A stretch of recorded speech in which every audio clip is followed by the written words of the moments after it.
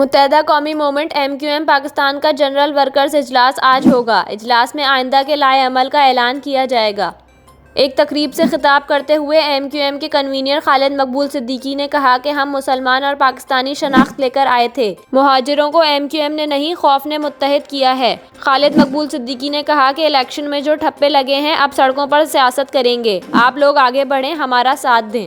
उन्होंने कहा कि अगर हम इमरान खान की तरह बातें करते तो हमारी माएँ हमें ढूंढती फिरती।